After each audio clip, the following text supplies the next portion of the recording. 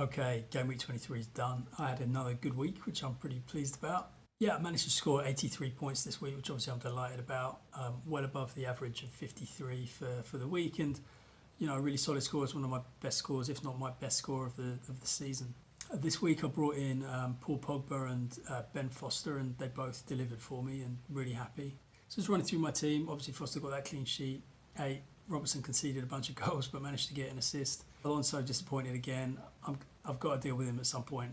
I think in a couple of games' time, Chelsea's fixtures switch, and I'll be taking him out. He just hasn't really done anything from an attacking point of view, and Chelsea aren't really keeping clean sheets. So pretty disappointed with how he's going. Doherty with only 1 point, really disappointed that he didn't start. It was a kind of big surprise in that 4-3 game against Leicester, although he probably wouldn't have picked up many more points if he'd started this game unless he'd returned from an attacking point of view. Pogba did great with a goal for me. Salah obviously did very well in that game against Palace. Pretty disappointed to see that.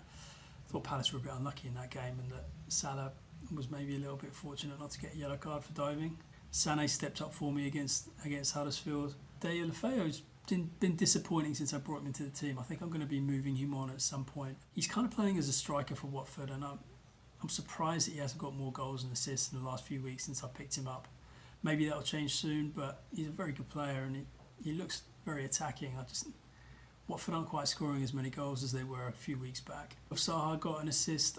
I kind of brought him in banking on him starting to deliver some attacking returns with Palace's strikers coming back into some fitness. I'm still optimistic that he'll do okay in the next few weeks. I'm going to hang on to him for a little bit. Callum Wilson bagged a goal. Wasn't even sure if he was going to play, but I was really delighted that he did. He came back from his hamstring injury, but then he appeared to hurt his knee in this game, and I wonder whether he's going to be fit for next week. So I'm kind of constantly worried about him. Also worried about him leaving Bournemouth and ending up on the bench at Chelsea. So kind of holding him for now. I'm going to figure out what to do a little bit later. And then finally, Aubameyang, disappointed again. But I think I'm going to hold on to him. I think Arsenal have got Cardiff next, and there's a good chance he'll get a double-figure return. I think you just have to be patient with this guy. Let's take a quick look at the 5-5-3 league. Congrats to me again. I was the top scorer this week, so I guess I'm doing okay recently.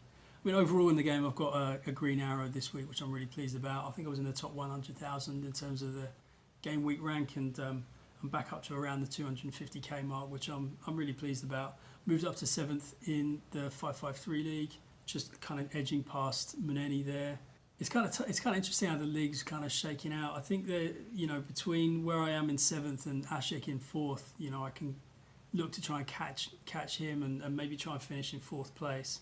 It seems like Raul and K Mendy are kind of locked. They're so close between 2nd and 3rd. I think they keep switching places in the league, which is kind of fun to watch. But then Mario's just way out ahead. I think he's got a lead of about 85 points on 2nd, so I think he's going to win the league this year unless anyone can do something drastic.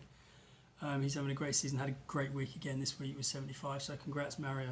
Mario, if you're watching, get in touch. I'd love to hear the secret behind your success and what kind of chips you've got left and stuff. Be really interesting to hear all about that.